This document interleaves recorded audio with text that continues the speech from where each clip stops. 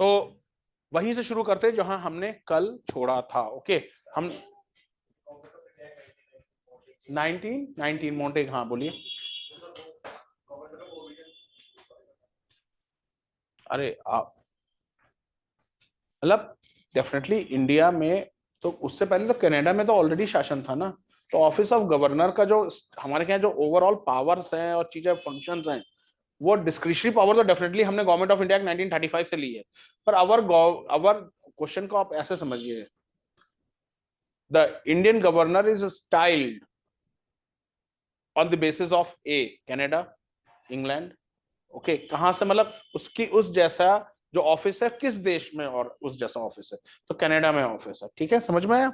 Okay, तो continue करेंगे class. Next paragraph, आज हम गवर्नर का मोड ऑफ अपॉइंटमेंट और उससे रिलेटेड जितने केसेस हैं वो डिस्कस करेंगे क्लास। ओके, और फिर से मैं आपसे रिक्वेस्ट करूंगा क्लास, कहीं भी डाउट हो किसी भी चीज में हो, just you have to raise a question and I will explain that thing. Okay, लिख लीजिए class. Article 153 to article 167, article 153 to article 167, 167 in part 6, Roman में लिखेंगे, in part 6 of the constitution deal with the state executive, deal with the state executive, full stop. The state executive, the state executive consists of governor, the state executive consists of governor, underline कर देना, prelims के लिए important है, चाहे PCS हो चाहे IAS हो। The state executive consists of governor, chief minister, council of minister and advocate general of the state. The state executive consists of governor, the chief minister, council of minister and advocate general of the state, and advocate general of the state. तो ये मिला करके state executive कहा जाता है। Union executive में क्या आता है? President, prime minister, council of minister और अटॉर्नी जनरल। वेरी गुड, वो आपके यूनियन एग्जीक्यूटिव में कराया जाता है। ओके, और कोई चीज मैं मिस कर रहा हूं? वाइस प्रेसिडेंट आएगा नहीं आएगा?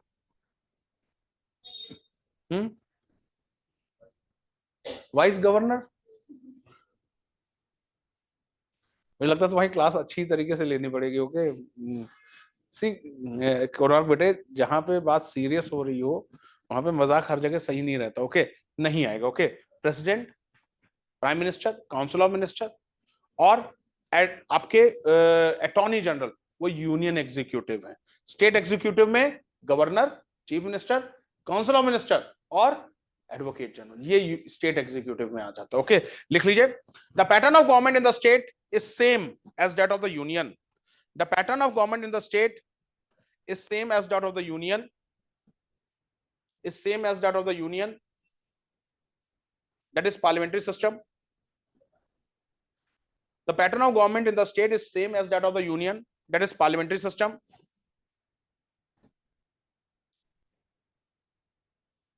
The executive head is the constitutional head. The executive head is the constitutional head.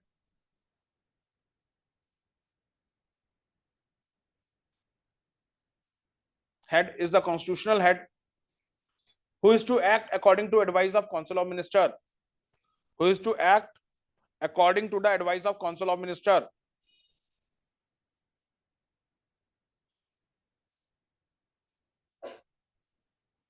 The executive head is the constitutional head who is to act according to advice of council of minister.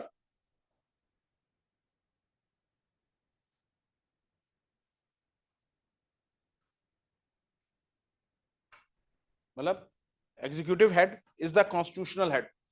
Centre में president होता है constitutional head, state में कौन होता है? Governor होता है।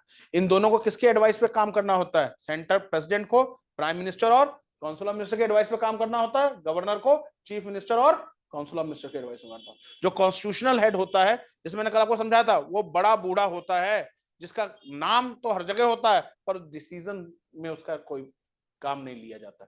Decision chief minister और काउंसिल ऑफ मिनिस्टर लेता है स्टेट लेवल पे, और प्राइम मिनिस्टर और काउंसिल ऑफ मिनिस्टर लेता है सेंट्रल लेवल पे। ओके, लिख लीजिए। The constitution of India by article 153, the constitution of India by article 153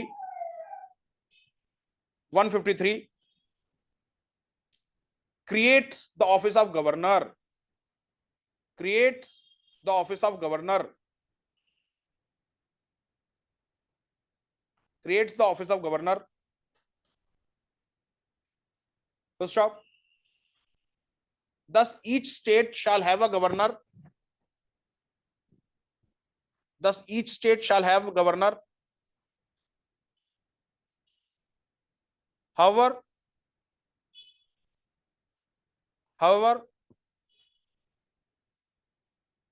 one person can be appointed governor for 2 or more states. One person can be appointed governor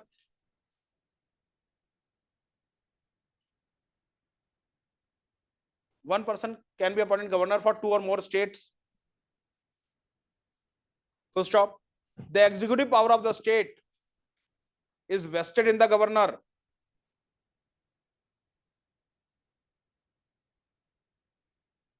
The executive power of the state is vested in the governor.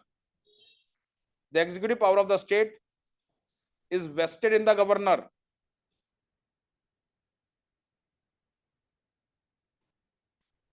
जैसे centre में executive power किस पे waste होती है? President में। Okay, आप जो भी सेंट्रल गवर्नमेंट के ऑफिसर्स होंगे उनको अपॉइंटमेंट कौन देता है? प्रेसिडेंट देता है। ओके, आईएमए की जो पास आउट परेड होती है उसके बाद जो अपॉइंटमेंट मिलता है हर लेफ्टिनेंट को, वो प्रेसिडेंट की तरफ से मिलता है। कल को जो आप अगर आईएएस आईपीएस बन गए मेहनत करने के बाद, तो डेफिनेटली भाई ये तुक्का, आईएएस आईपीएस में तो क्लास तुक्केबाजी नहीं चल सकती।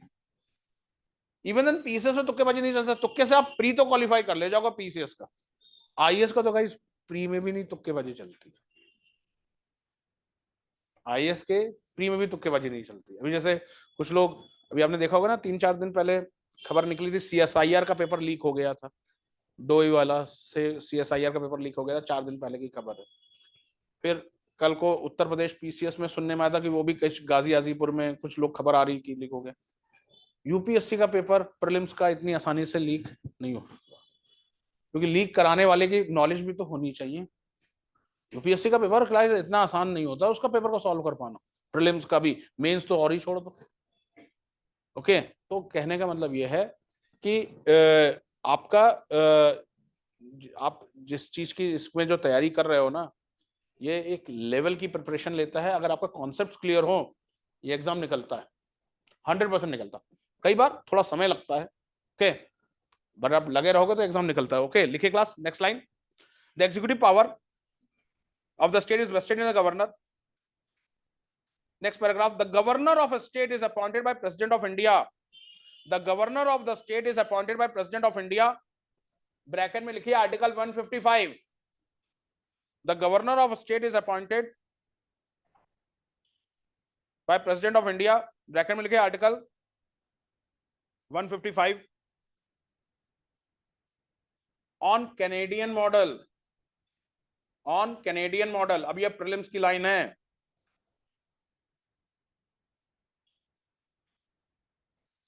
तो stop, he will be at the pleasure of president. He will be at the pleasure of president. He will be at the pleasure of president, but in his appointment and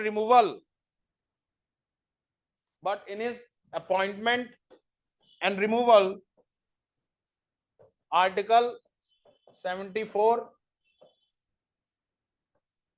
clause 1 has to be applied. But in his appointment, Article 74 clause 1 has to be applied. Sir, please repeat once. I'm repeating. He will be at the pleasure of president, but in his appointment and removal article 74 clause 1 has to be applied. Article 74 क्या कहता है, कल आपको बताया था, there shall be a council of minister headed by the prime minister who shall aid and advise the president and president shall act according to such advice tendered. एक मंत्रिमंडल होगा जिसका मुखिया प्रधानमंत्री होगा, वह मंत्रिमंडल राष्ट्रपति को सलाह देगा और राष्ट्रपति उसी सलाह के अनुसार कार्य करेगा. Article 74 parliamentary form of government की बात करता है कि राष्ट्रपति किसकी सलाह मानेगा, प्रधानमंत्री और मंत्रिमंडल की. तो प्रेसिडेंट कहा जाता है कि गवर्नर प्रेसिडेंट के प्लेजर पे काम करता है, but it is not the pleasure of president, it is the pleasure of prime minister and council of minister. Prime minister जिसको कहेगा उसको बनवाएगा और प्राइम मिनिस्टर जिससे हटा देगा वो गवर्नर हट जाएगा. नाम राष्ट्रपति का होगा पर डिसीजन किसका होगा, prime minister and council of minister. समझ में आया क्लास? तो article 74 clause 1 parliamentary form of government कहता है कि प्राइम मिनिस्टर और काउंसिल ऑफ मिनिस्टर राष्ट्रपति को सलाह देंगे और राष्ट्रपति उसी सलाह के अनुसार कार्य करेंगे. तभी तो मैंने कहा राष्ट्रपति घर का बहुत बड़ा बूढ़ा है जिसका नाम शादी के कार्ड पर होता पर शादी का कोई डिसीजन उससे पूछ के लिया नहीं जाता. ओके, सिर्फ नाम कार्ड के नाम छपा रहता है उनका, सुपौत्र या सुपुत्री. ओके, पर दादा से पूछता कौन है. ओके, लिख लीजिए class.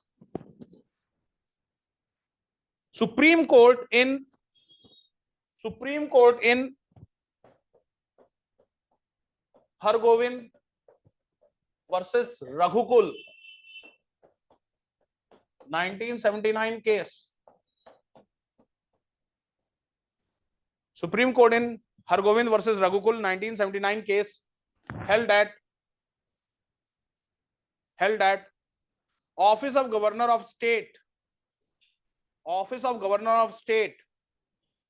is not an employment under Government of India. Office of Governor of State is not an employment under Government of India.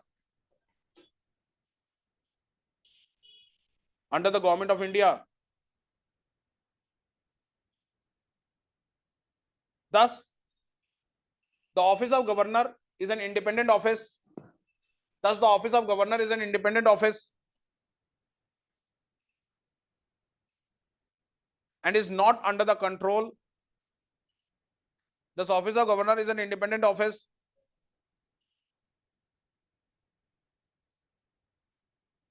and is not under the control or subordinate to Government of India. And is not under the control or subordinate to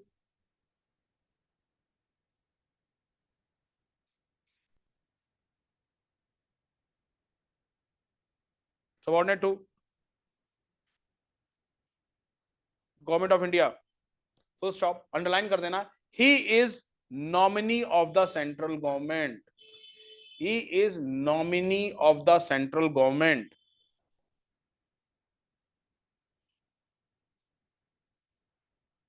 nominee of the central government. Nominee है मतलब central government का प्रतिनिधि है. Central government का nominee मतलब क्या होता है, प्रतिनिधि. प्रतिनिधि मतलब रिप्रेजेंटेटिव है. ओके, लिख लीजिए next line. According to article 157 of the constitution, according to article 157 of the constitution, a person to be eligible to be appointed as governor, a person to be eligible to be appointed as governor, person to be eligible to be appointed as governor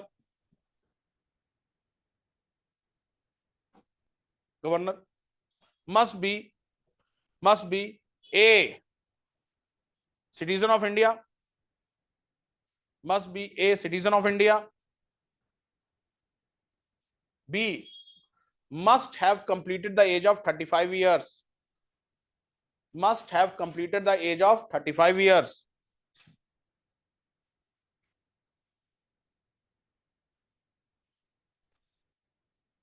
okay, मतलब 35 साल का ऊपर होना चाहिए. Okay, लिख लीजिए. Beside these two conventions, beside these, comma, two conventions. Beside these, comma, two conventions have also developed. Two conventions have also developed in this regard. Two conventions have also developed in this regard over the years. Over the years. first the appointed governor first the appointed governor should be an outsider. The appointed governor should be an outsider. That is, he should not belong to the state. That is, he should not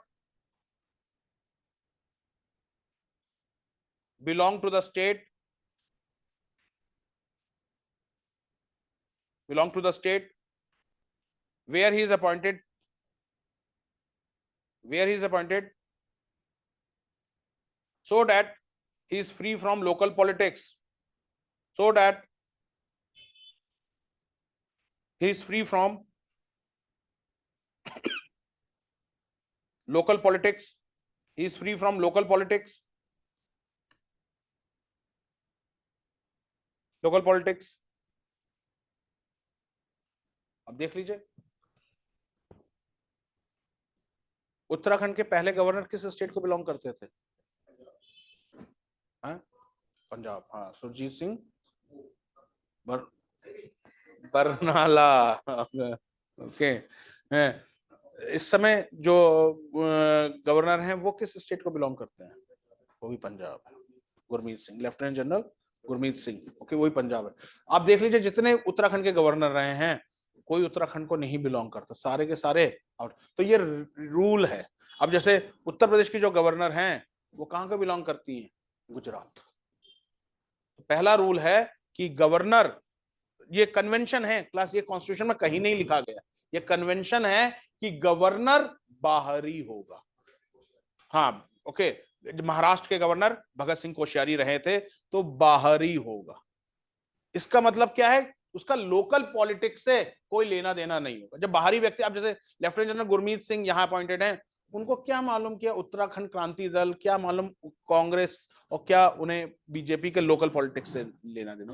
उन्हें वो he is neutral. तो पहला convention क्या है ये, और ये चीज ध्यान रखें, ये कॉन्स्टिट्यूशन में कहीं नहीं लिखा कि governor should be an outsider.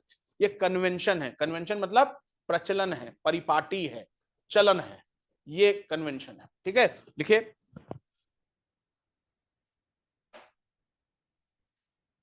Free from local politics was the second, while appointing the governor,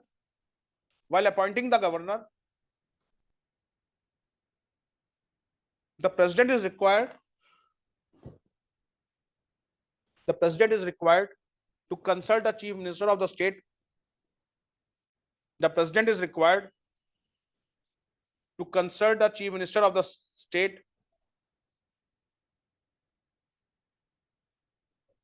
to consult the chief minister of the state concerned, so that smooth functioning of the constitution,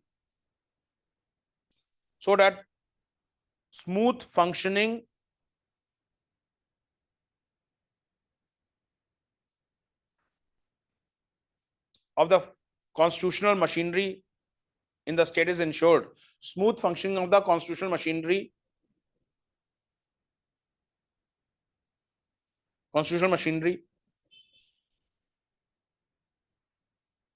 is ensured.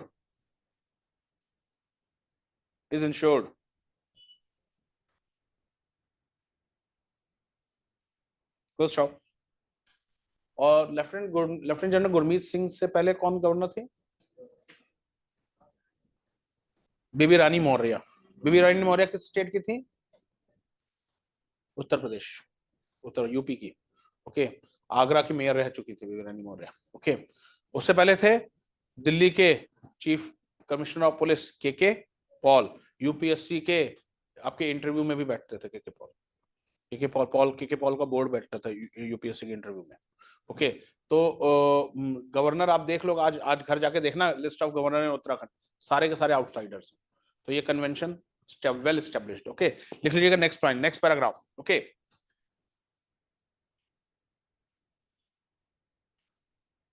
The governor must not be a member of either house of parliament. Next point, the governor must not be a member of either house of parliament.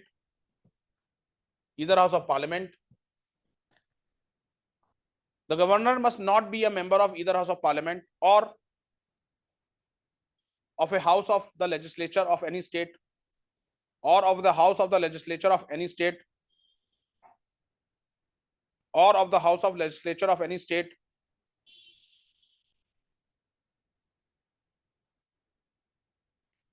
of any state, मतलब वो विधायक या सांसद नहीं होगा। और अगर ऐसे विधायक और सांसद को गवर्नर बनाया जाता है, मतलब कोई सिटिंग एमपी या एमएलए को गवर्नर बना दिया जाता है, तो उसे अपनी सांसदी या विधायकी छोड़नी होगी। तो ये समझा जाएगा कि उसने अपनी सांसदी और विधायकी छोड़ दी है अपॉइंटमेंट से पहले। मतलब कोई सांसद रहते हुए या विधायक रहते हुए गवर्नर नहीं बनाया जा सकता। जैसे ही कोई सांसद या विधायक गवर्नर बनाया जाएगा, गवर्नर की शपथ से पहले उसे संसद या विधायिका से इस्तीफा देना पड़ेगा। वही लिखवाया है कि अगर governor no member of parliament और a member of sitting state legislature can become a governor, कोई नहीं बन सकता गवर्नर। ठीक है क्लास, लिख लीजिए, इसे कंटिन्यू करेंगे। और house of legislature of any state, if A member of either house of parliament, if a member of either house of parliament or house of legislature or of state legislature of any such state or state legislature of any such state, either or if a member of either house of parliament or of a state legislature of any such state is appointed as governor,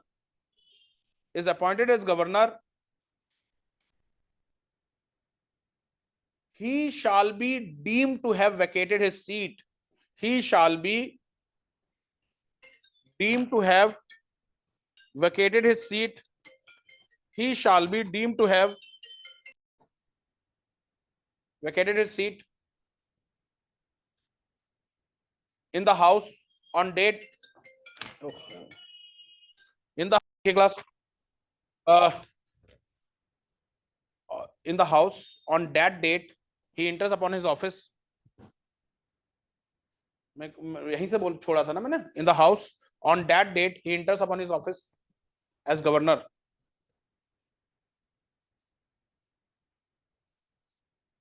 He enters upon his office as governor, मतलब जैसे ही वो governor के office में inter करेगा शपथ लेकर के, वो उससे पहले अपनी एमपी या एमएलए की सीट वेकेट कर देगा। ये नहीं कि वो एमपी और एमएलए की सीट भी रख रहे हैं और गवर्नर भी बन जाए, नहीं बन सकता sir.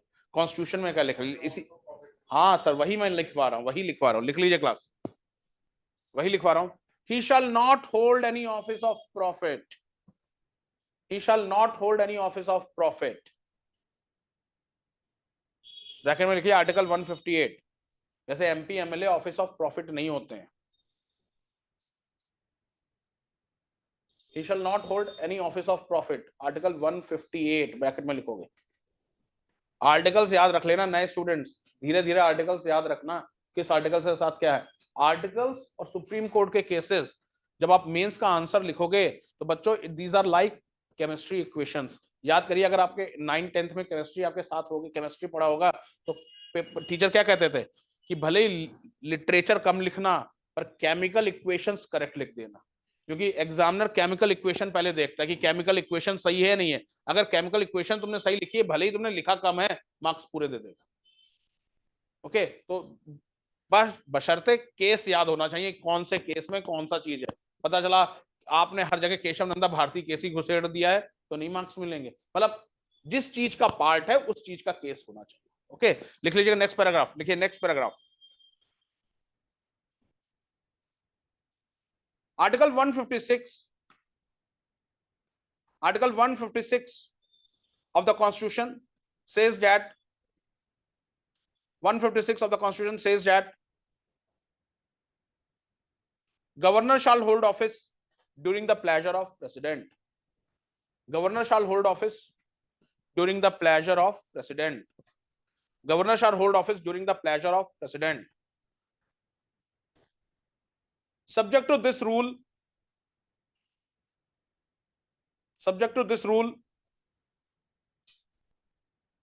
The tenure of the office of governor, the tenure of the office of governor is fixed for 5 years. The tenure of the office of governor is fixed for 5 years from the date he enters upon his office. From the date he enters upon his office. Full stop. He may be removed from his office at any time. He may be removed from his office at any time. He may be removed from his office at any time by the president. By the president. And here president is bounded by Article 74. And here president is bounded by Article 74. 74 समझा चुका हूं. 74 के तहत president वही बात मानेगा जो प्रधानमंत्री और मंत्रिमंडल उससे कहेंगे. प्रेसिडेंट वही बात मानेगा. प्रेसिडेंट इफ एंड बट नहीं कह सकता. ओके, प्रेसिडेंट बस ये कह सकता है इसको एक बार कंसीडर कर लीजिए, और अगर फिर से उन्होंने वही चीज वापस भेज दिया तो प्रेसिडेंट के पास कोई ऑप्शन नहीं है वही बात मानने के अलावा. तो मतलब कहा जाता है कि प्रेसिडेंट ने हटाया, पर आप और हम समझ जाएंगे किसने हटाया. प्राइम मिनिस्टर और काउंसिल ऑफ मिनिस्टर ने हटाया. प्रेसिडेंट तो सिर्फ एक बड़ा बूढ़ा है कि जो पहले कहे जा रहे हैं वही चीज आपको करनी है. ओके, तो हमारे यहाँ प्रेसिडेंट के पास उतनी ताकतवर नहीं है. रियल एग्जीक्यूटिव कौन है? Prime minister and council of minister. Okay, लिख लीजिए. The governor may however resign his office. The governor may however resign his office by writing to the president. By writing to the president. By writing to the president. The 5-year term provided for the 5-year term provided for the governor under clause 3, for the governor under the clause 3 is subject to exercise of pleasure of president. Is subject to exercise of pleasure of president. Subject, clause 3 is subject to exercise of pleasure of president. Is subject to exercise of pleasure of president. मतलब हमने आपको बताया कि governor कितने साल के लिए appoint किया जाता है? 5 साल के लिए. इसका मतलब, इसका कहने का मतलब यह है प्रेसिडेंट का प्लेजर अगर 5 साल से पहले हट जाता है तो गवर्नर को देन एंड देयर पद छोड़ना पड़ेगा. मतलब ये नहीं है कि गवर्नर एक बार अपॉइंट हुआ तो 5 साल रहेगा ही रहेगा. प्रेसिडेंट एक बार अपॉइंट हुआ तो 5 साल रहेगा ही रहेगा. वो तभी हट सकता है या तो वो खुद रिजाइन कर दे, या उसके प्रेसिडेंट की डेथ हो जाए, या प्रेसिडेंट को इंपीचमेंट के थ्रू हटाया जाए. प्रेसिडेंट तभी रिजाइन, तभी हटाया जा सकता है. पर गवर्नर का पद वैसे कहने को 5 साल के लिए है, पर गवर्नर के पद की कोई श्योरिटी नहीं है. गवर्नर के पद की कोई श्योरिटी नहीं. गवर्नर मतलब साफ है जो मैंने लिखाया कि गवर्नर का पद किसके ऊपर डिपेंड है? Pleasure of president.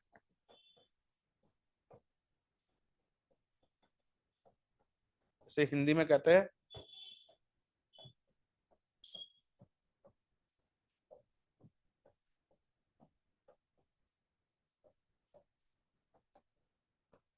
राष्ट्रपति के प्रसाद पर्यंत पर. ओके, राष्ट्रपति के ऊपर निर्भर है. राष्ट्रपति ने अगर प्लेजर पहले हटा लिया तो 5 साल की कोई गारंटी नहीं. अब यहां पे समझिए, यहाँ पे एक वैसे एक दो बार मैं पुराने स्टूडेंट्स को समझा चुका हूं, पर फिर से क्योंकि बीच में अब नए कई सारे स्टूडेंट आए हैं, ये ईयर बड़ा इंपॉर्टेंट है. 1967 गवर्नर के पद से. 1967 क्यों इंपॉर्टेंट है कि 1967 से पहले के जो इलेक्शंस हुए थे, चाहे वो लोकसभा के हो चाहे वो स्टेट असेंबली के हो, इसमें एक बात कॉमन थी, सेंटर में भी सेम गवर्नमेंट और स्टेट में भी सेम गवर्नमेंट. Same government. सिर्फ एक ही एक्सेप्शन था केरला. एक ही एक्सेप्शन था केरला जहां पे कम्युनिस्ट थी. ओके, बाकी सेंटर में भी कांग्रेस और स्टेट में भी कांग्रेस। पर 1967 के जो इलेक्शंस होते हैं उसमें जो सेंटर में कांग्रेस जो आई, मेजॉरिटी तो कांग्रेस की थी पर कांग्रेस थोड़ी वीक हो गई, मतलब इनकी जो मेजॉरिटी थी वो कम हो गई। पर स्टेट में कई अलग डिफरेंट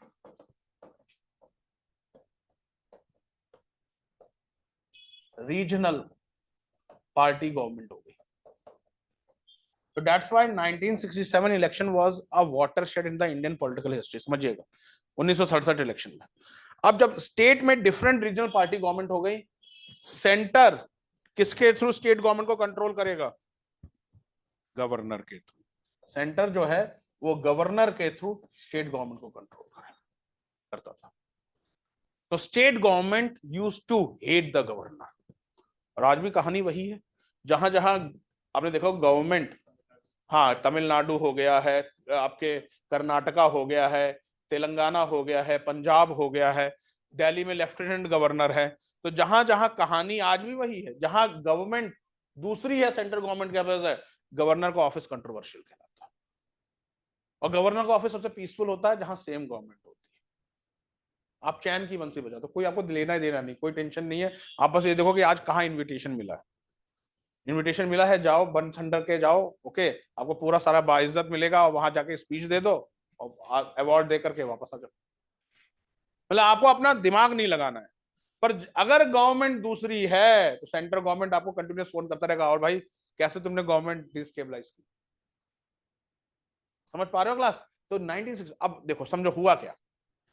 1967 में ये चीज शुरू हो गई। गवर्नर का ऑफिस क्यों इंपॉर्टेंट हो गया? क्योंकि सेंट्रल गवर्नमेंट गवर्नर को एज अ टूल बनाती थी स्टेट गवर्नमेंट को कंट्रोल करने के। सेंट्रल गवर्नमेंट चाहती थी कि स्टेट में भी मेरी ही गवर्नमेंट बन जाए, मतलब कांग्रेस चाहती थी स्टेट में भी कांग्रेस ही आ जाए। आज वही, बस आज रोल बदल गया है। आज सेंटर में बीजेपी है, ओके, उस समय कांग्रेस थी, ठीक है। फिर उसके बाद 1975 आता है। 1975 में इंदिरा गांधी ने इमरजेंसी लगा दी 2 साल के लिए। 1975 टू 1977 आ गया, समझिए क्लास, ओके। 77 में इमरजेंसी, 1977 जब इंदिरा गांधी ने इमरजेंसी हटाई उसके बाद इलेक्शंस हुए। जब इलेक्शंस हुए पहली बार भारत में नॉन कांग्रेस गवर्नमेंट बनी, जनता पार्टी की। कौन प्राइम मिनिस्टर था? Morarji Desai. Very good, Morarji Desai prime minister थे। पहली बार भारत में नॉन कांग्रेस गवर्नमेंट बनी, जनता। जैसे ही नॉन कांग्रेस गवर्नमेंट बनी, अब सोचो कितना बड़ा मजाक किया गया कॉन्स्टिट्यूशन के साथ। मोरारजी देसाई ने सारे गवर्नर को बर्खास्त कर दिया, क्योंकि वो गवर्नर किसके द्वारा अपॉइंट किए गए थे? इंदिरा गांधी का, कांग्रेस के। उन्होंने कहा जनता ने अब हमें चुन लिया है तो तुम्हें पद पे रहने का कोई वो नहीं, भाई जनता ने, हम अपने गवर्नर खुद नियुक्त करेंगे। तो भाई सारे गवर्नर ने पद से इस्तीफा दे, राष्ट्रपति ने प्लेजर वापस लिया, सारे गवर्नर ने पद से इस्तीफा दे दिया, ठीक है। फिर 1980 में फिर इंदिरा गांधी आई, तो इंदिरा गांधी ने भी सेम वही चीज की जो कि मोरारजी देसाई ने की थी। सारे गवर्नर से सब इस्तीफा दिया, सारे गवर्नर ने इस्तीफा दे दिया। फिर तो ये पैटर्न हो गया, जो जो गवर्नर जब भी चेंज होती थी सारे गवर्नर पैक बस इलेक्शन रिजल्ट देखते थे कि भैया सेम गवर्नमेंट आ रही है, दूसरी गवर्नमेंट, अगर दूसरी गवर्नमेंट आ रही है तुरंत कहते थे भैया बैग पैक कर लो, अब इस्तीफा देने का वक्त आ गया, ठीक है। अब मामला आता है अटल बिहारी वाजपेयी के बाद का, जब अटल बिहारी वाजपेयी की गवर्नमेंट हटी और पहली बार यूपीए गवर्नमेंट आई, सोनिया गांधी, मतलब वैसे मुझसे सॉरी सोनिया गांधी एक्चुअली वो सोनिया गांधी ही चला रही थी, but Manmohan Singh lead government I, okay, sorry वो एक्चुअली रियलिटी मुंह से आ जाती है ओके। तो मनमोहन जी के लेड में जब गवर्नमेंट आई उन्होंने भी सेम स्ट्रेटजी अपनाई, सारे गवर्नर से कहा इस्तीफा दे दीजिए। पर यहां पे एक गवर्नर सुप्रीम कोर्ट चले गए, ओके। वो केस अभी पढ़ाऊंगा, BP Singhal versus union of India case हुआ, वो चलेगा। उन्होंने कहा कि मेरे को किस बेस पे हटाया जा रहा है, अगर मैं सेंट्रल गवर्नमेंट की आइडियोलॉजी से मैच नहीं कर रहा हूं तो वो चीज हमारे एक्टिविटीज में दिखनी चाहिए। अगर मैं कोई गलत काम करूं, सेंट्रल गवर्नमेंट के कहना ना मानूं, तो मेरे को हटाए तो समझ में आता है, किस गवर्नमेंट चेंज होगी आपने मेरे को पद से हटा दिया। तब सुप्रीम कोर्ट जब भाई देखो क्लास, सुप्रीम कोर्ट तो तब जागेगा ना जब आप अपील करोगे, तब सुप्रीम कोर्ट ने कहा ये तो गलत है। और यहां पे सुप्रीम कोर्ट ने गाइडलाइंस बना दी कि गवर्नर को ऐसा नहीं है कि गवर्नमेंट चेंज हो और आपने गवर्नर से कह दिया हट जाओ। गवर्नर को हटाने के लिए आपके पास ठोस रीजंस होने चाहिए। उसने कहा गवर्नर एक कॉन्स्टिट्यूशनल पोस्ट है, आप ऐसा नहीं कि गवर्नमेंट चेंज हुई और आप गवर्नर से कहा पैक योर बैग। समझ पा रहे हो ना क्लास मेरी बात को? खुशबू समझ पा रहे हो ना? मतलब देखो clear, you have to be very clear, sir के ऊपर से नहीं जाना चाहिए। ओके, तो बीपी सिंघल एक मील का पत्थर है गवर्नर के पोस्ट पे। बीपी सिंघल केस में सुप्रीम कोर्ट ने इंटरफेयर किया कि ये क्या नौटंकी चल रही है, जैसे ही गवर्नमेंट चेंज होगी आप सारे गवर्नर से इस्तीफा मांग लेते हो। फिर आप देखो, अब इसे कहते हैं गवर्नमेंट का दिमाग। हाँ, अब जब 10 साल बाद मनमोहन जी की गवर्नमेंट चेंज होती है और हमारे मोदी जी यशस्वी प्रधानमंत्री पद पे आते हैं, क्योंकि बीपी सिंघल का केस आ चुका था, आप गवर्नर को ऐसे हटा नहीं सकते हैं। तो इन्होंने क्या किया, ट्रांसफर ऐसी जगह कर दिया जहां गवर्नर बिल्कुल खुद परेशान हो जाए। यहाँ के याद करो, कुरैशी जी थे गवर्नर, हाँ जी, उनको ट्रांसफर कर दिया नॉर्थ ईस्ट। अजीत कुरैशी जी ने कहा मैं इतना साल को बूढ़ा आदमी हूं, मैं कहाँ नॉर्थ ईस्ट जाऊंगा, करते तो आसपास करते। सेंट्रल गवर्नमेंट का नहीं सर, नॉर्थ ईस्ट या तो करना है तो नॉर्थ ईस्ट करिए, नहीं तो इस्तीफा दे दीजिए। शीला दीक्षित को केरला का गवर्नमेंट बना दी, गवर्नर बना, शीला दीक्षित गवर्नर थी ना, केरला का गवर्नर बना दिया। अब जो बंदा टोटल दिल्ली में रहा हो, उसे केरला का मौसम ही नहीं सूट करेगा, बहुत बड़ा ट्रॉपिकल कंट्री ना, घूमने के पर्पज में केरला बहुत अच्छा है, but if you go to there तो मतलब एक आप एक्लेमेटाइज होते हैं। तो इन गवर्नर ने क्या किया, ऑटोमेटिकली धीरे धीरे इस्तीफा दे दिया कि भाई ठीक है, ये सूट हमें नहीं करता है, हम इस्तीफा ही दे रहे हैं। ओके, क्यों? और इसमें कोई रीजन ही नहीं है।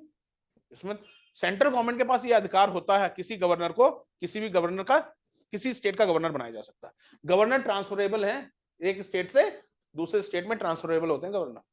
तो अब आप याद रखेंगे, बीपी सिंघल एक मील का पत्थर केस है जिसमें सुप्रीम कोर्ट ने कहा गवर्नर को आप किसी भी तरीके से हटा नहीं सकते हैं। गवर्नर को तभी हटाया जा सकता है जब सेंट्रल गवर्नमेंट के पास ठोस रीजंस हो। समझ में आ गया ना क्लास? तो ये बात शुरू होती है 67 से। समझ में आ गया ना क्लास? ओके, लिख लीजिए क्लास, लिखिए।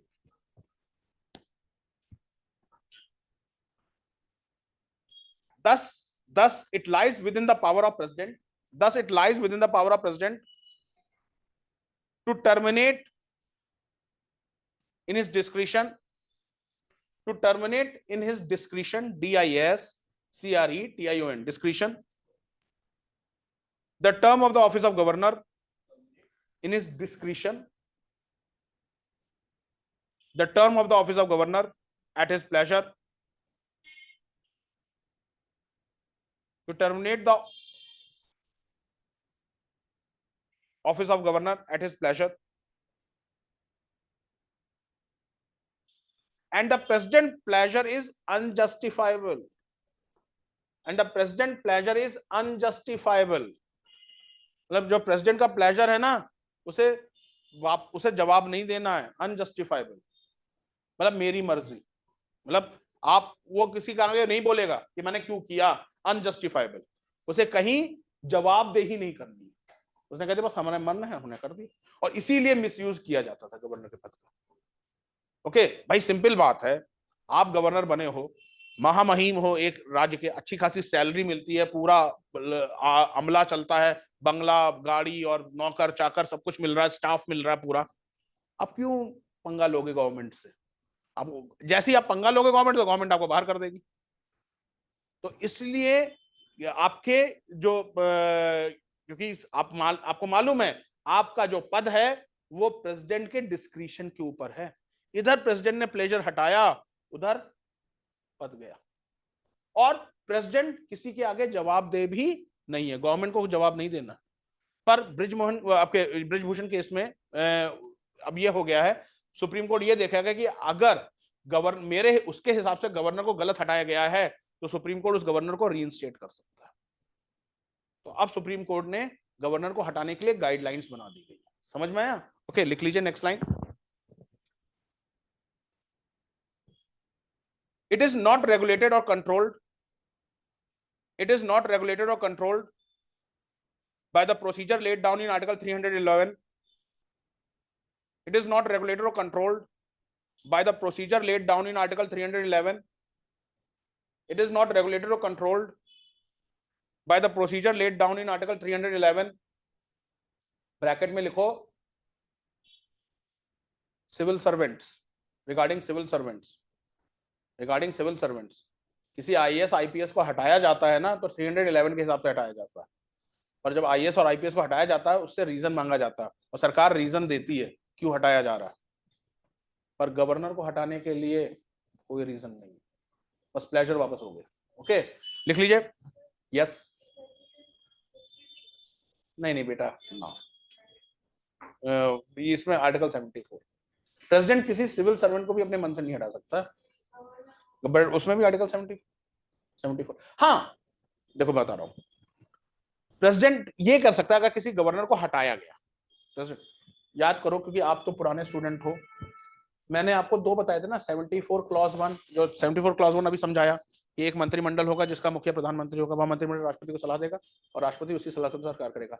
एक 74 क्या है, क्लॉज 2, जिसमें क्या गया है कि प्रेसिडेंट एक बार रिक्वेस्ट कर सकता है सेंट्रल गवर्नमेंट से कि रिकंसीडर कर लीजिए, बट अगर सेंट्रल गवर्नमेंट ने वही चीज वापस भेज दी है तो प्रेसिडेंट को मानना ही पड़ेगा। तो प्रेसिडेंट एक बार कह सकता है, अगर किसी को कहा गया कि गवर्नर को हटा दो, प्रेसिडेंट रिक्वेस्ट कर सकता है रिकंसीडर कर लीजिए। ओके, फिर गवर्नर को हटाने की बात नहीं की थी, स्टेट गवर्नमेंट को बर्खास्त करने की बात कही गई थी। नेक्स्ट चैप्टर में पढ़ाऊंगा। जब एनडीए गवर्नमेंट थी अटल बिहारी वाजपेयी जी की, और बिहार में लालू प्रसाद यादव की गवर्नमेंट थी, तो इन्होंने एनडीए गवर्नमेंट ने, तब उस समय के आर नारायण प्रेसिडेंट थे, एनडीए गवर्नमेंट ने बिहार गवर्नमेंट का कहा गया कि करप्शन के केस पे गवर्नर को बर्खास्त कर दिया। तो तब जो राष्ट्रपति थे उन्होंने प्रेसिडेंट से, गवर्नर से, सॉरी सरकार से रिकंसिडर करने के लिए कहा था। ओके, तब सैटेलाइट टेलीविजन नए नए आए थे, तो मतलब मैं ये बता रहा हूँ 1999 का किस्सा, 1999। आप लोग में से कुछ लोग काफी लोग बहुत छोटे होंगे। ओके, हेलो, हाँ कुछ लोग पैदा ही नहीं हुए होंगे 1999। ओके, तो तब आज तक वालों ने काफी, तब स्टार न्यूज नहीं होता था, तब एनडीटीवी नहीं होता, स्टार न्यूज आता था। इन लोगों ने हेडलाइन चलाए थे कि राष्ट्रपति ने सरकार की याचिका पे पुनर्विचार करने को कहा। जब राष्ट्रपति ने सरकार से कहा पुनर्विचार कर लीजिए, रिकंसीडर कर लीजिए, फिर सरकार ने वापस ही ले लिया था, वापस नहीं, मतलब फिर से नहीं भेजा था, क्योंकि अटल बिहारी वाजपेयी जी की काम करने की स्टाइल थोड़ी अलग थी। कोलिशन थी ना, और यहाँ पे फुल मेजोरिटी, तो यहाँ काम करने वाली स्टाइल अलग है। ओके, वहाँ कोलिशन गवर्नमेंट थी तो अलग स्टाइल थी अटल बिहारी वाजपेयी जी की काम करने की। तो 74 क्लॉज 2 के तहत प्रेसिडेंट रिकंसीडर के लिए कह सकता है, रिकंसीडर कर लीजिए, बट अगर गवर्नमेंट अड़ी रहे कि नहीं सर आपको तो यही करना है, प्रेसिडेंट के पास कोई चॉइस ही नहीं है। ठीक है, आंचल जी, शालिनी जी एंड खुशबू जी, समझ आ रहा? क्योंकि because I am asking you, because आप लोग नए हो, चेहरे नए हैं, ये समझ में आ रहा जो मैं पढ़ा रहा हूँ? ओके, अगर कहीं भी डाउट हो तो you can ask the question. ठीक है, तो गवर्नर, प्रेसिडेंट के पास एक ऑप्शन है पुनर्विचार करने के लिए, सरकार से कह सकते हैं सर रिकंसीडर कर लीजिए, पर रिकंसीडर में क्या है, 74 क्लॉज 2 क्या कहता है कि एक बार राष्ट्रपति कह सकता है कि अपने डिसीजन पे पुनर्विचार कर लीजिए, बट अगर गवर्नमेंट ने वैसे का वैसा डिसीजन फिर से पकड़ा दिया, राष्ट्रपति के पास कोई चारा ही नहीं है सिवाय उसके साइन करने के। अगर नहीं करता है फिर राष्ट्रपति कॉन्स्टिट्यूशन का वायलेशन करेगा और राष्ट्रपति की इंपीचमेंट तय हो जाएगी। तो राष्ट्रपति क्लास अमूमन, मानो मैं ये नहीं कहूंगा कि राष्ट्रपति हमारा रबर स्टैंप है, पर काफी हद तक राष्ट्रपति के पास कोई अपनी ज्यादा स्पेशल पावर नहीं है। राष्ट्रपति वही करेगा जो प्रधानमंत्री और मंत्रिमंडल चाहेगा कि सर ऐसा करिए, तो राष्ट्रपति फिर वैसे ही करेगा। समझ में आ गया ना? ओके, लिखे क्लास। तो गवर्नर के ऊपर आर्टिकल 311 नहीं लगता। 311 मतलब सिविल सर्वेंट वाला। सिविल सर्वेंट को हटाया जाता है तो सिविल सर्वेंट को कारण बताओ नोटिस दिया जाता है और उसे कारण बताया जाता है कि क्यों हटाया जा रहा है। गवर्नर के ऊपर 311 नहीं लगता है, सीधे प्लेजर वापस हुआ, गवर्नर हट गया। ओके, लिख लीजिए, the governor has no security of tenure, the governor has no security of tenure and no fixed term of office. The governor has no security of tenure and no fixed term of office. भले ही 5 साल है पर कोई security of tenure नहीं है। He may be removed by an expression, he may be removed by an expression of presidential displeasure, he may be removed by an expression of presidential displeasure, pleasure का उल्टा displeasure, presidential displeasure। full stop। next paragraph, but in spite of the above, next paragraph, but in spite of the above, the governor cannot be dismissed arbitrarily, but in spite of the above, the governor cannot be dismissed arbitrarily। arbitrarily मतलब मनमाना या मनमानी तरीके से। okay, arbitrarily on the grounds that central government had lost the confidence in him, on the grounds that the central government has lost confidence in him,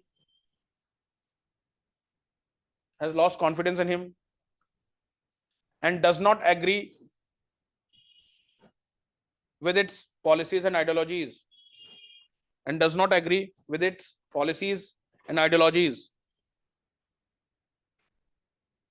देखिए next line,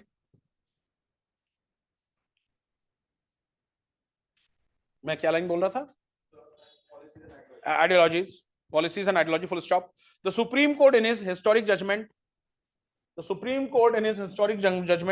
ये ध्यान रखना, ये केस याद रखना, BP Singhal versus union of India 2010 case. आप सोचोगे 2004 में केस हुआ, सर केस हमारे यहाँ तुरंत थोड़ा ना होते हैं, 6 साल लग गए थे इस केस को आते आते। 2010 case, a 5-judge bench consisting of Chief Justice KG Balakrishnan, and others, 5-judge bench consisting of Chief Justice KG Balakrishnan and others unanimously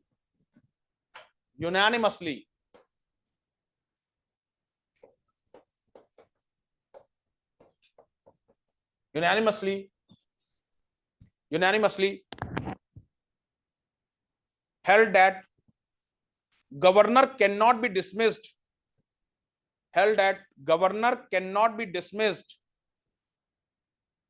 because he does not agree with his policies and ideologies. Governor cannot be dismissed because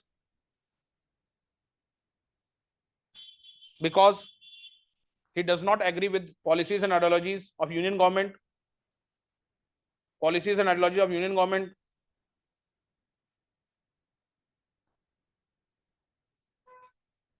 or the union government has lost confidence, full stop, policies and ideologies of union government, or union government has lost confidence in him,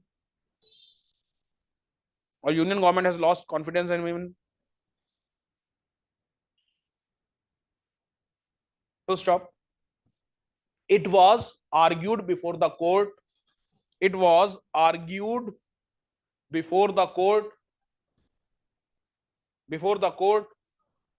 that to ensure the independence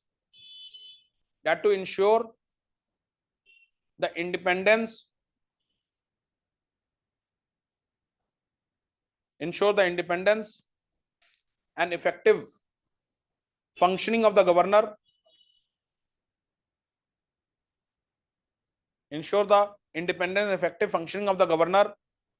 certain safeguard will have to be read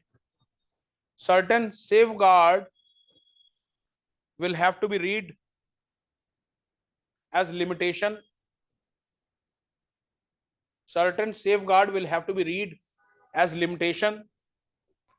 upon the powers of removal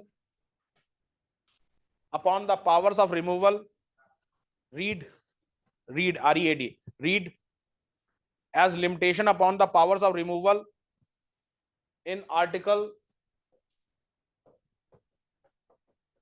156 clause 1, Article 156 clause 1, 156 clause 1 of the Constitution.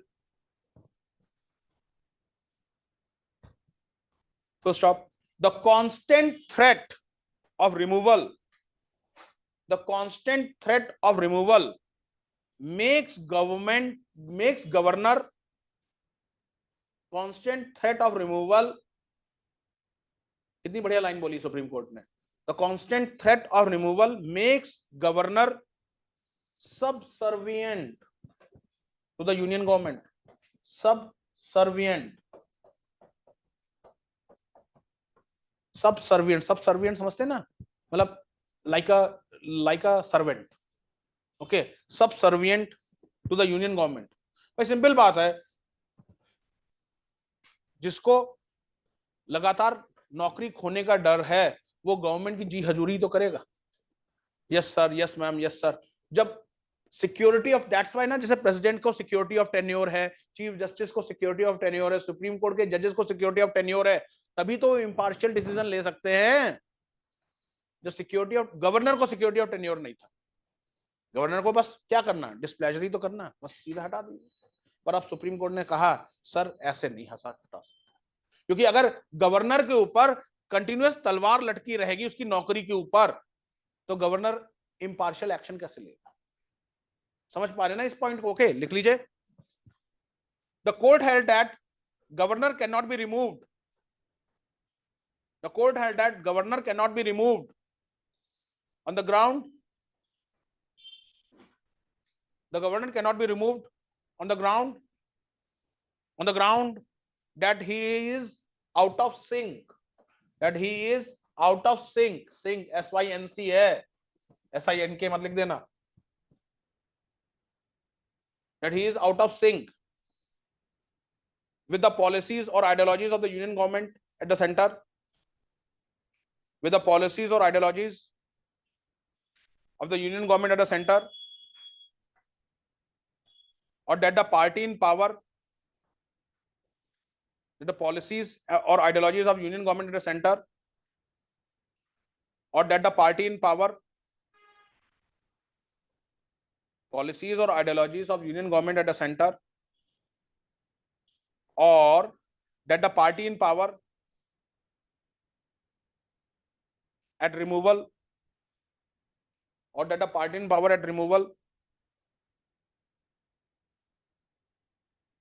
power at removal was either arbitrarily,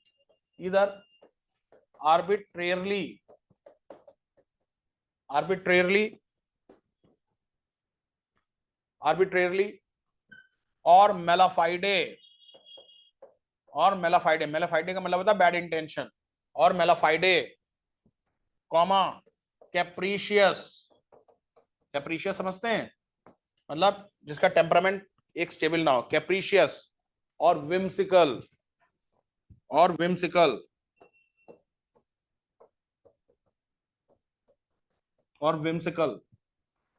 तो stop, he can call upon the union government, ही मतलब लिखे Supreme Court, लिख लीजिए Supreme Court can call upon the union government, Supreme Court can call upon the union government to disclose the court, the material upon, to disclose the court the material upon which president had taken decision, to disclose the court the material upon which president has taken decision to withdraw the displeasure, to disclose the court the material upon which president has taken decision to withdraw the pleasure,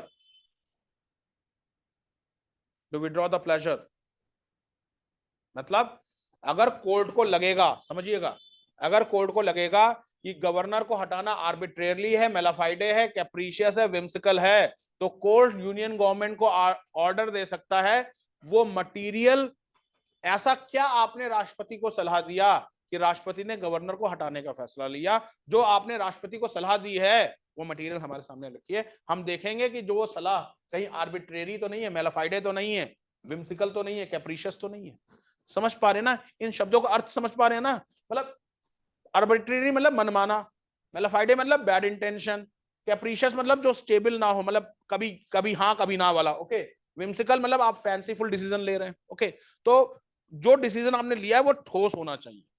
clear है guys? Okay, लिखिए, therefore limited judicial review is available, therefore limited judicial review is available if removal is arbitrarily, limited judicial review is available if removal is arbitrarily, मेलाफाइडे, कैप्रीशियस,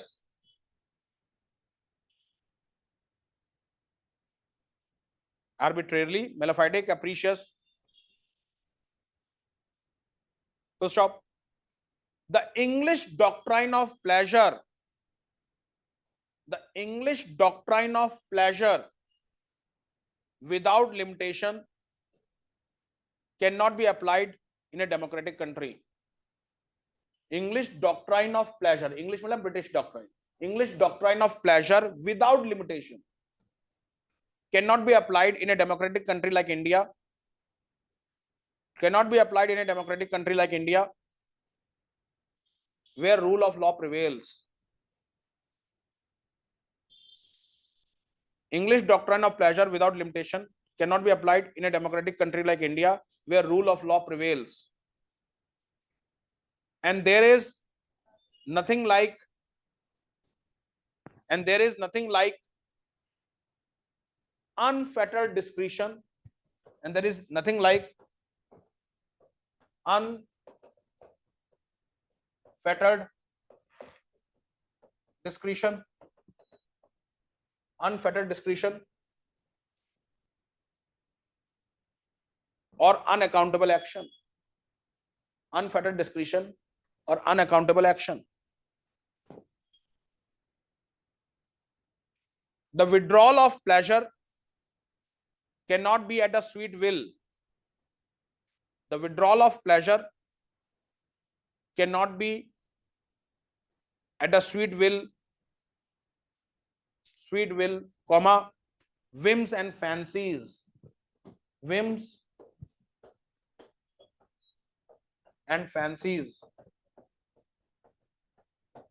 whims and fancies will, comma, sweet will एक phrase है, मेरी मर्जी, okay, sweet will, whims and fancies of authority, but can only be for valid reasons, but can only be for valid reason, but can only be for valid reason. Full stop. Clear है guys? Okay, तो यहां पे आपका चीज समझ में आ गया?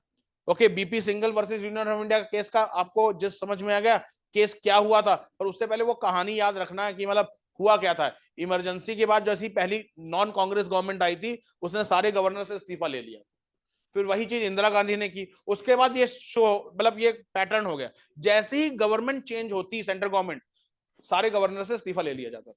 पर यह मामला चैलेंज हुआ जब अटल बिहारी वाजपेयी की गवर्नमेंट गिरी और यूपीए गवर्नमेंट आई, उसमें यह चैलेंज हो गया कि सर हटाया क्यों जा रहा है हमें, हमने कोई गलत काम किया तो हटाओ। हम तो मतलब उन्होंने कहा हम तो वैसे जैसे पहले काम कर रहे थे वैसे अभी भी काम कर रहे हैं। वहां पे सुप्रीम कोर्ट ने BP Singhal versus union of India में पूरा लिटरेचर दे दिया कि गवर्नर को आप ऐसे नहीं हटा सकते। समझ में आया? कि उसने कहा गवर्नर न्यूट्रल रूप में काम ही नहीं कर सकता अगर उसके सर पर तलवार लटकी हो कि भैया तुम्हें नौकरी से हटा दिया जा रहा।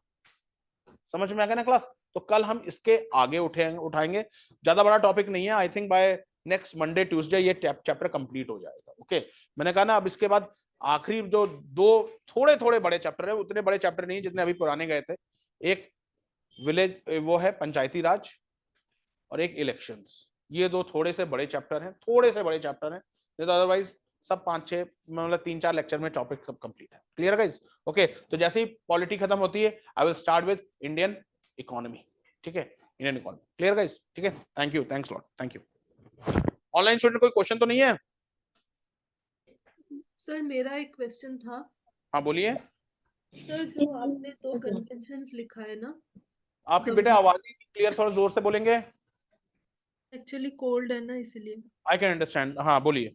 तो सर जो दो कन्वेंशंस आपने लिखाए थे कि governor should not be an outsider और appointing of governor by the president should be chief done minister से बाय कंसर्न करता है, हाँ। कंसल्टेशन विद द चीफ हाँ हाँ। मिनिस्टर। सर इनका कोई वायलेशन हुआ क्या कभी, मतलब किन केसेस में? वैसे इन जनरल देखिए, गवर्नर तो मोस्टली आउटसाइडर ही रहता है। Insider in general governor appoint, मैंने अपनी नॉलेज में, जैसे मैं अगर उत्तर प्रदेश का सपोज, अपने मेरा बचपन यूपी में गुजरा, तो मोतीलाल वोरा मध्य प्रदेश के थे, रोमेश भंडारी भी बाहर के दिल्ली के थे, रोमेश भंडारी आईएफएस ऑफिसर थे। तो मैंने कभी किसी गवर्नर को ऐसा तो देखा नहीं कि वो उसी स्टेट का गवर्नर उसी स्टेट में अपॉइंट कर दिया गया हो। ओके, तो पहला। और दूसरा, ये कन्वेंशन तो चीफ मिनिस्टर को इसलिए कन्वेंशन में कहा जाता है, पूछा जाता है कि सिंपल बात है, चीफ मिनिस्टर को गवर्नर के अंडर में काम करना पड़ता है ना। भाई देखो सिंपल बात है, कहा तो यही जाएगा ना कि चीफ मिनिस्टर गवर्नर के अंडर में काम कर रहा है। भले ही गवर्नर चीफ मिनिस्टर का कहना मानने को बाध्य है, पर गवर्नर का पद चीफ मिनिस्टर के पोस्ट से गवर्नर का पोस्ट चीफ मिनिस्टर के पोस्ट से ऊपर है। तो ये कन्वेंशन है कि चीफ मिनिस्टर से पूछा जाता है, सलाह ली जाती है, पर चीफ मिनिस्टर जो कहता है वो सेंट्रल गवर्नमेंट पे बाइंडिंग नहीं है। सेंट्रल गवर्नमेंट करेगी अपना मन से, पर एक कन्वेंशन है कि पूछ लिया जाता है।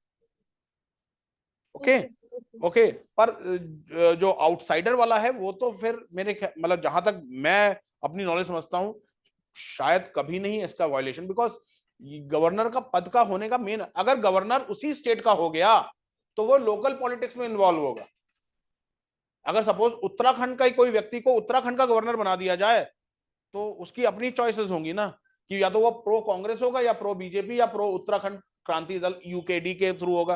फिर वो न्यूट्रल कैसे रहा? इसलिए आउटसाइडर को बनाया जाता है, जिसका जिसका उस स्टेट में कोई वेस्टेड इंटरेस्ट ना हो। ओके, इसलिए आउटसाइडर को बनाया जाता है। तो आप देख लो, जितने देख लो, बिहार के गवर्नर देख लो बाहरी हैं, ओके, साउथ के गवर्नर देख लो सब बाहर के हैं।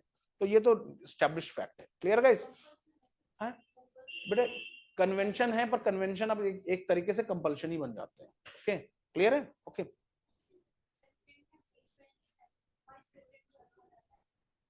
प्रेसिडेंट के इंपीचमेंट के हटाने के बाद, प्रेसिडेंट जब इंपीचमेंट से हट जाता है तो vice president for the time that time president बनता है। गवर्नर को जब हटता तो हमने कहा ना, आसपास के स्टेट के गवर्नर को एडिशनल चार्ज दे दिया जाता जब तक नया गवर्नर नहीं बनता।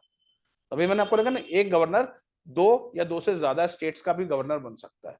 तो जैसे सपोज कल आपको मैंने बताया था, शायद आपने नहीं ध्यान दिया, अगर गवर्नर रिजाइन कर दे एट रैंडम तुरंत, या गवर्नर की डेथ हो जाए, या गवर्नर किसी कारण से मतलब हटा दिया जाए, तो अगर नया गवर्नर उस समय तुरंत नहीं है तो आसपास के स्टेट से तुरंत कहा जाता कि आप गवर्नर करें। फिर उसकी तनख्वाह कैसे जाएगी? हाँ, दोनों स्टेट से जाएगी, दोनों स्टेट्स बांटेंगे तनख्वाह। ठीक है गाइस? ओके, तो we will continue. Retired IPS भी गवर्नर बन सकता है? जी, रिटायर्ड आईपीएस भी गवर्नर बन सकता है? बिल्कुल बिल्कुल, रिटायर्ड आईपीएस भी गवर्नर, के पॉल जो रहे हैं उत्तराखंड के गवर्नर, वो रिटायर्ड आईपीएस ऑफिसर ही तो थे, Krishnakant Paul, he was retired IPS officer. अब भाई जब आर्मी लेफ्टिनेंट जनरल बन सकते हैं तो आईपीएस ऑफिसर ने गुनाह कर रखा है क्या? Okay, IPS officer, IAS officer भी बेटा गुनाह वो गवर्नर बन सकते हैं। Okay, IAS officer, IPS officer, IRS officer, आपके इवन देन सुप्रीम कोर्ट के जजेस भी गवर्नर बने हैं, गवर्नर। ओके, कल को क्या पता मैं भी बन सकता हूं या आप भी बन सकते हैं, कोई भी बन सकता है गवर्नर, बशर्ते 35 ईयर्स की एज वाला क्राइटेरिया कम हो। ओके, तो ऐसा कुछ नहीं बेटा, गवर्नर के लिए बस वही दो कंडीशन है, he should be a citizen of India and he should completed age of 35 years. Okay, governor कोई भी बन सकता है, बशर्ते वो सेंट्रल गवर्नमेंट के गुड बुक्स में हो। बनता वही है जो सेंट्रल गवर्नमेंट के गुड बुक्स में हो। भाई सिंपल बात है भैया, सेंट्रल गवर्नमेंट गवर्नर के थ्रू ही तो स्टेट गवर्नमेंट को कंट्रोल करती है, कान उमेटती है। ओके, अब जहां पे सेम गवर्नमेंट है वहां गवर्नर चैन की बंसी बजाता है, पर जहां पे अपोजिट गवर्नमेंट है वहां पे भैया गवर्नर को बहुत एक्टिव रहना पड़ता है। इफ यू रिमेम्बर, जो इस समय हमारे वाइस प्रेसिडेंट हैं वो वेस्ट बंगाल के गवर्नर थे, ममता बनर्जी, और उनके सामने तलवारों की लड़ाई होती थी। बिल्कुल, गवर्नर क्या होता है? वाइस चांसलर, यूनिवर्सिटी का वाइस चांसलर होता है। ममता बनर्जी ने बिल लेके आया था जिसमें कहा गया था कि गवर्नर यूनिवर्सिटी का वाइस चांसलर नहीं। खुल्ला लड़ाई चल रही थी। तो मतलब आप समझ रहे हो ना कहां लड़ाई शुरू होती? जहां पे सेंट्रल गवर्नमेंट अलग और स्टेट गवर्नमेंट अलग होती है। जहां दोनों ही गवर्नमेंट है वहां तो गवर्नर वेकेशन एंजॉय कर रहा होता है। उत्तराखंड में धूप सेको आराम से। अभी बसंत पंचमी आ रही है, तो आपने देखा कि फ्लावर्स की एग्जीबिशन का इनॉग्रेशन होता है। बस बढ़िया, यहाँ कोई ज्यादा काम नहीं। बट अगर अब यहाँ दूसरी गवर्नमेंट आ जाती है फिर गवर्नर देखिए बिल्कुल बिल्कुल एक्टिव, प्रोएक्टिव हो जाता है। ओके, तो this is what the thing is. ये इंडियन पॉलिटी है, इंडियन पॉलिटी ऐसे ही है। और रियल आपको बता दिया 1967 से शुरू हुई थी। क्लियर है गाइस? तो सी यू टुमारो। कल हम एक तो पहली बात हिस्ट्री में सबसे इंपॉर्टेंट टॉपिक होगा मुस्लिम रिफॉर्म मूवमेंट। ठीक है guys? Okay, thank you, thanks lot, thank you.